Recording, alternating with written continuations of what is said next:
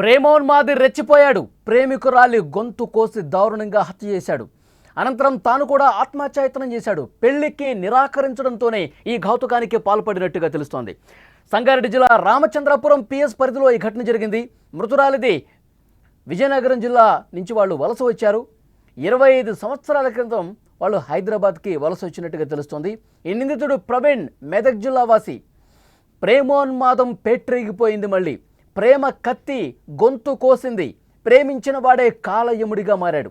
ఇంట్లోకి దూరి కత్తితో గొంతు కోసి ప్రియురాల్ని అత్యంత కిరాతకంగా ఓ ఉన్మాది చంపేశాడు. వద్దన్నా వినలేదు, కాళ్ళు పట్టుకున్నా కనికరించలేదు. పెళ్లి వాయిదా వేస్తుందనే కోపం, ఆక్రోశంతో అతడు రగిలిపోయి రక్త చరిత్ర రాసిన పరిస్థితి. అనంతరం ప్రేయసిని చంపేసిన కత్తితోనే తాను కూడా గాయపరుచుకుని ఆత్మహత్యాయత్నానికి పాల్పడ్డాడు. సంగారెడ్డి జిల్లా రామచంద్రపురం పిఎస్ పరిధిలో జరిగిన ఈ దారుణం ప్రతి ఒక్కరిని కూడా భయాందోళనకు గురి చేసింది. హత్యకు గురైన యువతి పేరు రమ్య. చందానగర్లోని ఓ ప్రైవేటు కాలేజీలో డిగ్రీ ఫైనల్ ఇయర్ చదువుతోంది. ఆమె చంపేసిన నిందితుడి పేరు ప్రవీణ్. మెదక్ జిల్లా వాసి, బీటెక్ కంప్లీట్ చేశాడు. ఓ ప్రైవేట్ కంపెనీలో పనిచేస్తున్నాడు. వీళ్ళకి 3 ఏళ్ల కిందటే పరిచయం ఏర్పడింది. ఆ పరిచయం కాస్త ప్రేమగా మారింది. ఈ క్రమంలోనే పెళ్లి చేసుకుందామని చెప్పి ప్రవీణ్ రమ్యను కోరుతా ఉన్నాడు. 6 నెలల క్రితం ఈ ప్రేమ విషయాన్ని ప్రవీణ్ రమ్య తల్లిదండ్రులకు చెప్పారు. వాళ్ళు అంగీకరించలేదు. తన కూతుర్ని మర్చిపోవాలంటూ హెచ్చరించారు. అప్పటి నుంచి రమ్యకు పెళ్లి సంబంధాలు కూడా చూడటం స్టార్ట్ చేశారు. దీంతో మనస్తాపానికి గురయ్యాడు ప్రవీణ్. రమ్యను పదే పదే పెళ్లి కోసం బలవంతం చేస్తూ ఉన్నాడు.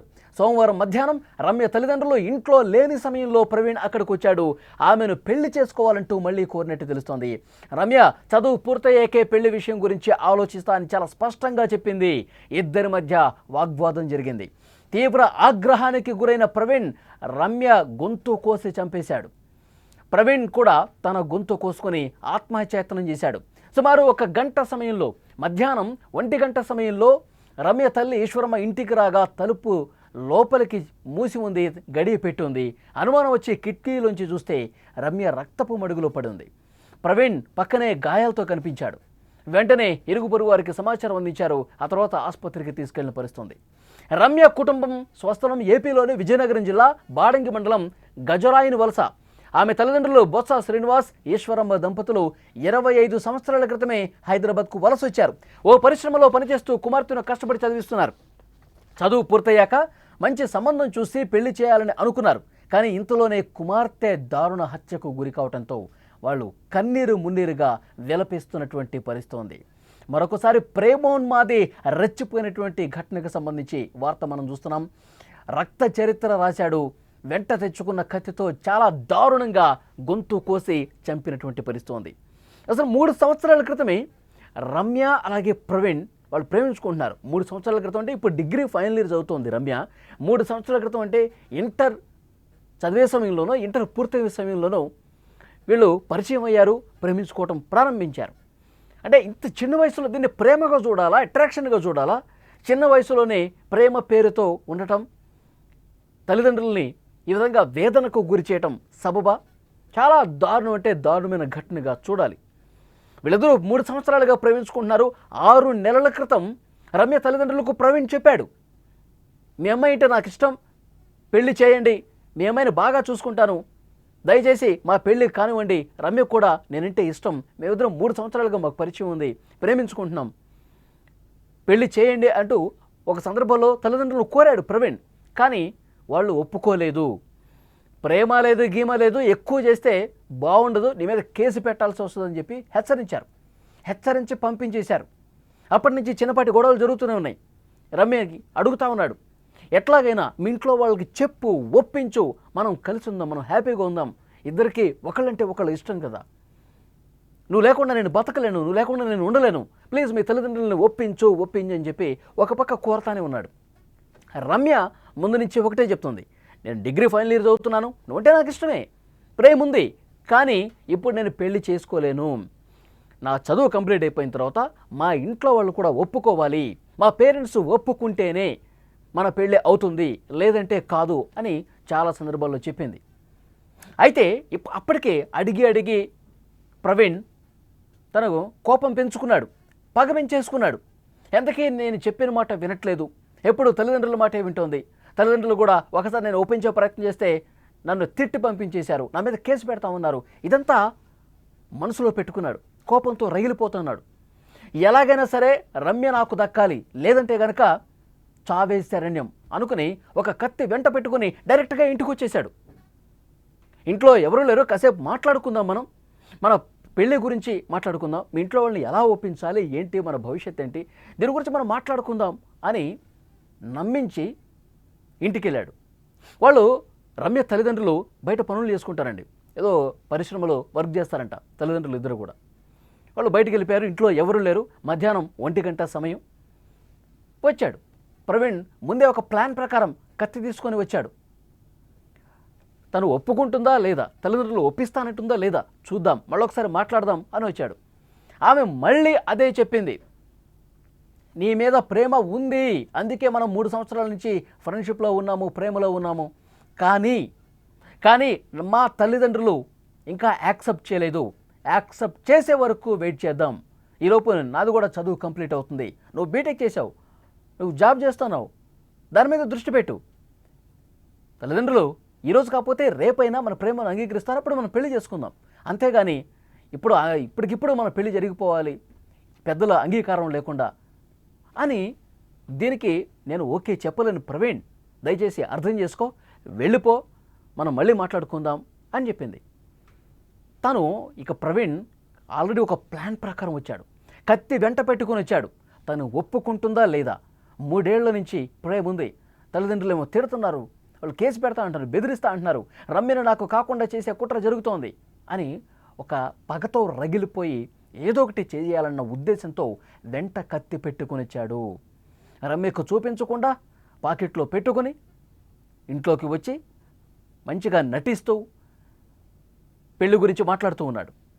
అయితే రమ్య మళ్ళీ ఒకసారి తెగేసి చెప్పడంతో, పెద్దలు అంగీకరిస్తేనే, మన పేరెంట్స్ ఒప్పుకుంటేనే ఈ పెళ్ళి అవుతుంది, అప్పటి వరకు దీని గురించి ఆలోచించడం మానేసేయి అని మళ్ళీ ఖరాఖండిగా చెప్పడంతో ఒక్కసారిగా కోపోద్రిక్తుడైనటువంటి ప్రవీణ్ తన వెంట తెచ్చుకున్న కత్తితో రమ్య పీక కోసే ప్రయత్నం చేశాడు. షాక్ అయిపోయింది రమ్య. ఏంటిది, ఏం చేస్తున్నావు, నీకు పిచ్చి పట్టిందా అని ఒక పెనుగులాట జరిగింది. ఎందుకంటే ఆ ఇంట్లో ఆ సమయంలో ఇంట్లో ఉన్నటువంటి సామాన్లు కూడా చిందరవందరగా పడ్డాయి. అంటే రమ్య ప్రతిఘటించింది, రమ్య వద్దని వారించింది, వాళ్ళ మధ్య ఒక పెనుగులాట జరిగింది.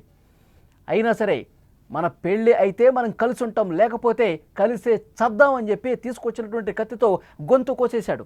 ఇష్టం వచ్చినట్టుగా గొంతుతో కత్తి తీసుకొని గొంతు మీద కసిగా దాడి చేశాడు. తీవ్ర రక్తస్రావమైంది. రమ్య ఆన్ ది స్పాట్ పడిపోయింది ఇంట్లో. ఆ తర్వాత తన గొంతు కూడా కోసుకున్నాడు ప్రవీణ్. రక్తపు మడుగులో ఇద్దరు పడున్నారు. గంట గడిచిపోయింది. సరిగ్గా మధ్యాహ్నం 1 గంట సమయం దాటిన తర్వాత వారి తల్లి వచ్చింది ఇంటికి. ఏంటి గడియ పెట్టిందని చెప్పి చూసింది. ఎంతకీ డోర్ ఓపెన్ కావట్లేదు, లోపల నుంచి గడియ పెట్టింది. లోపల ఎవరున్నారని చెప్పి కిటికీలోంచి చూస్తే ఇద్దరు రక్తపు మడుగులో పడి ఉన్నారు. ఒక్కసారిగా షాక్ అయిపోయింది రమ్య తల్లి.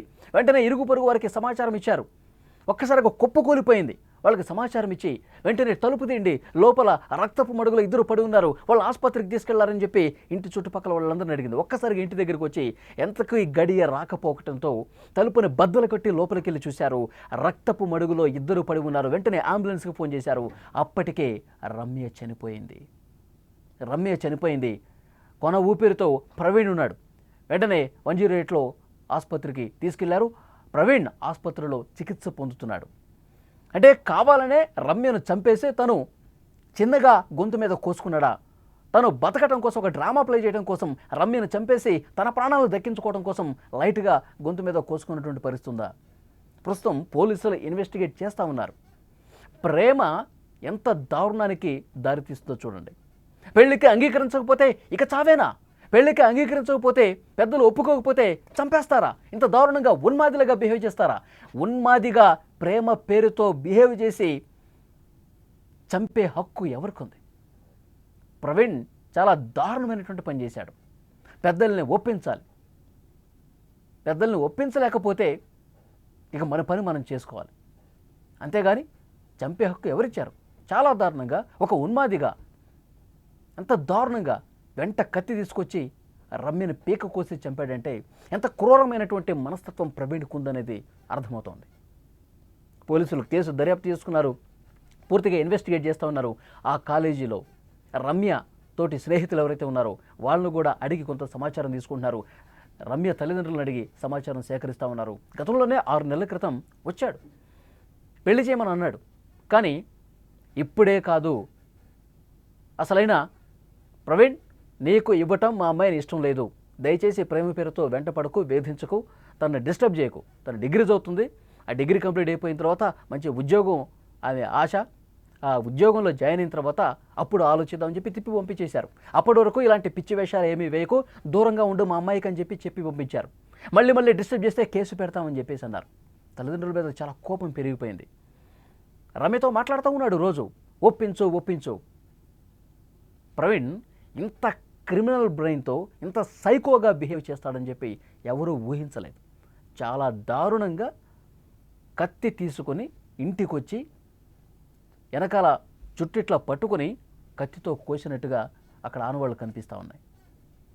పోలీసులు అన్ని ఆధారాలు